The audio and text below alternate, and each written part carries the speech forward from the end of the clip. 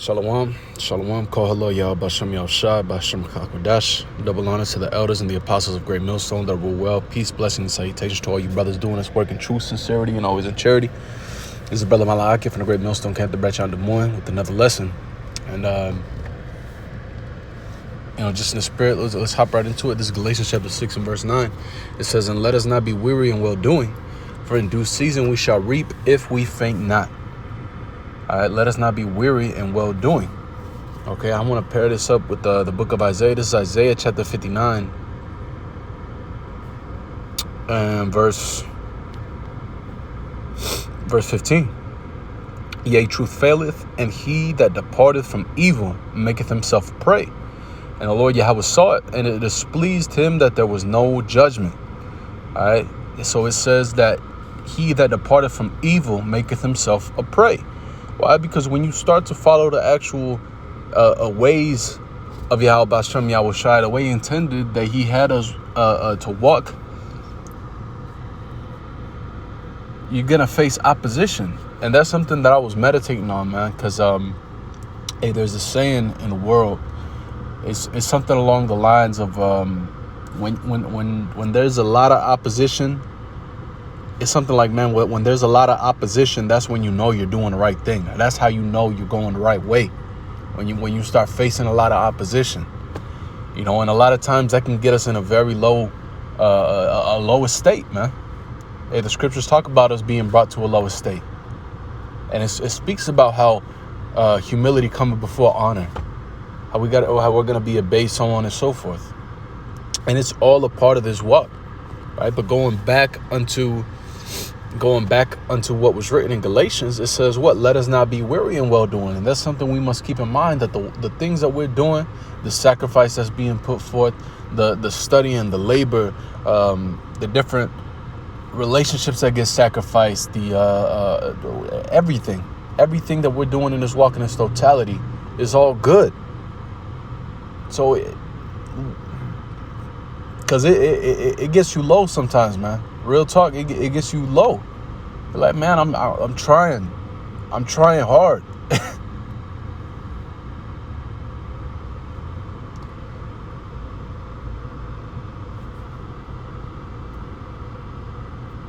You got brothers working 2 jobs to try and make it by. Barely are home, got to make sure they're on top of their reading, make sure they're on top of their videos, make sure they're, participating with, being active within the ministry. Brothers got children, all kinds of stuff, man, that brothers got to take care of. Hey, brothers going through it. And yet these men are doing the things that are pleasing in the eyes of Yahweh Bashem Yahushua. And that's what we got to keep in mind, man. I want to go back.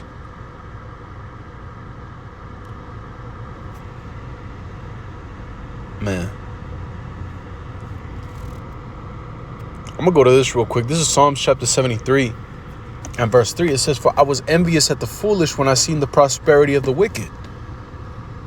It says, "For there are no bands in their death, but their strength is firm. They are not in trouble as other men, neither are they plagued like other men." And our brothers use this for Esau all the time, but the point in verse 3 is what I want to get. It says, "For I was envious at the foolish when I seen the prosperity of the wicked." So when you see the people of the world and how they operate, how they conduct themselves, how they live, and see that in a worldly aspect, they're better off than brothers within the ministry, than brothers that are giving up their lives, so on and so forth, to do the right thing, is grievous, man. And it's part of the vexation that we have to deal with here in Babylon the Great. And this is why we cry out unto the Lord. This is why our soul cries out unto the Lord, man.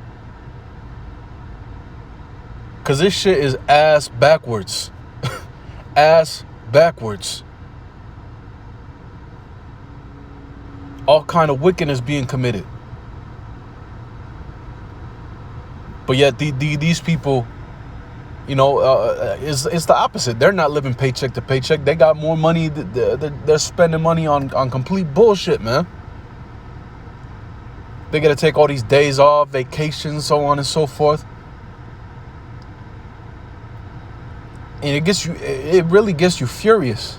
It gets you furious and it gets you low because it's like, man, I'm doing the right thing. I'm trying to do the right thing, but I can't. It's like it's fucking stressful, man. Real talk, it's fucking stressful. And the only thing that will comfort us is these scriptures. But again, it's the same thing. And that's the comfort within itself, because it says what? It says that be not weary in that well-doing. So we can't completely give ourselves over unto that frustration, unto that grievousness, but we got to remember the latter end. When we read down in the Psalm 73, this is Psalms chapter 73 and verse, hold on, right here, verse 17. It says, until I went into the sanctuary of the Most High, then understood I their end. Surely thou didst set them in slippery places. Thou castest them down into destruction. How are they brought into desolation as in a moment? They are utterly consumed with terrors. Okay, so we understand the latter end of these people, man. They're living it up right now. They're rejoicing. They're getting to do all this, that, and the third. But we understand the bigger picture. The bigger picture is what? A lot of these people are going to suffer. A lot of these people aren't going to make it. So it's a little bit of suffering now for an infinite amount of rejoicing, for an infinite amount of joy, of happiness, of abundance, as the scriptures talk about. Lord willing, being a part of that number, partaking, receiving of the first fruits. The scriptures talk about how our gates shall be open continually, so on and so forth. But it all starts with this truth. It all starts with this wisdom. And partaking within Yahweh sufferings, man. Hey, I was meditating on that the other day, man. It's like, damn, like you feel the Lord's pain in certain aspects within your life, with certain things you go through in this truth. You feel the Lord's pain, man. I want to get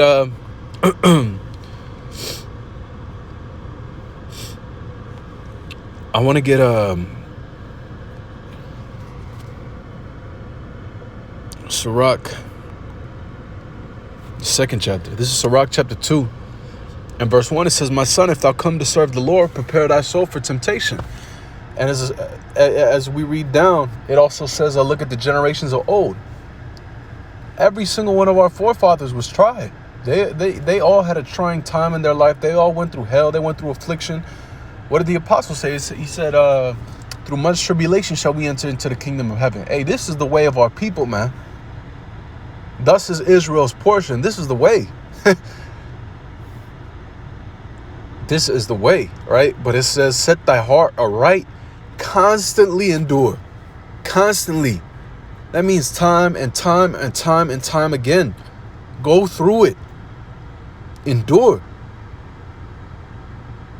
We can't let these things break us. We have to become stronger with these things.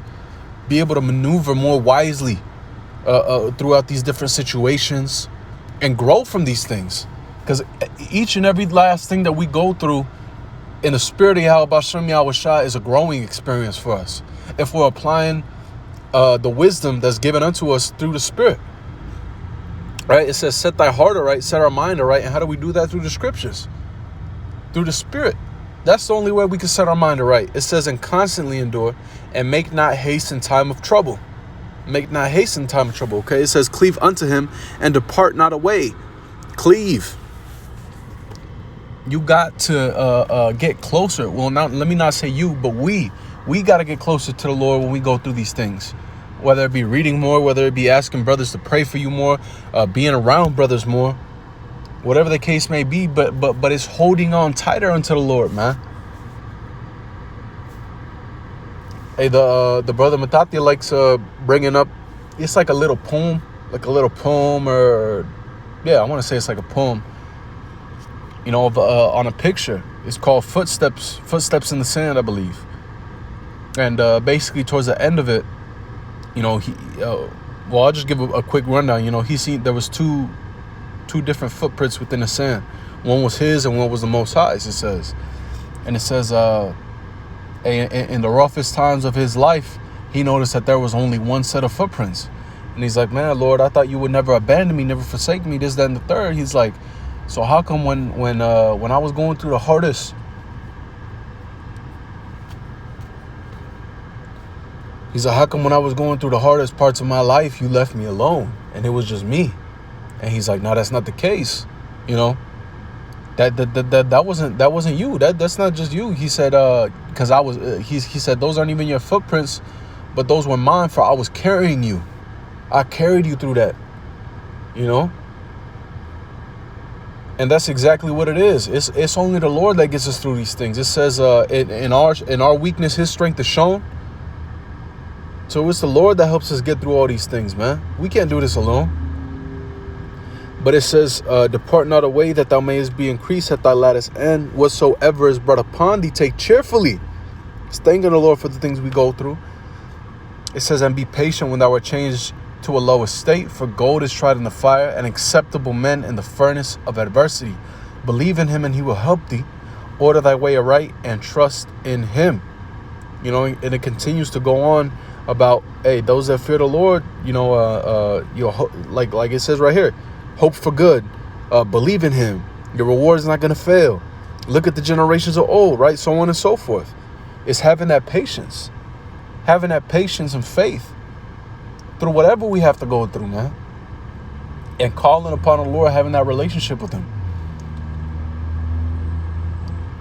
You know, and hey, Lord willing, I hope that this was edifying, you know, comforting and exhorting. You know, I know it was for me. Hey, there's a whole lot we're going to go through, brothers. There's a whole lot that we still have left to go through. As the scripture says, ye have not resisted unto blood. Ye have not yet resisted unto blood. You know, but as I just read, it says what? Gold is tried in the fire, acceptable men in the furnace of adversity. So the Lord is putting us through these things to purify us, to build us up, so that we could become closer into his image, that we could be closer to the men, to the women that he wants us to be, you know? So we can't be weary, we can't be patient. Actually, let me jump down real quick, because it says, he will not be defended. Yeah, right here. Whoa, Sirach chapter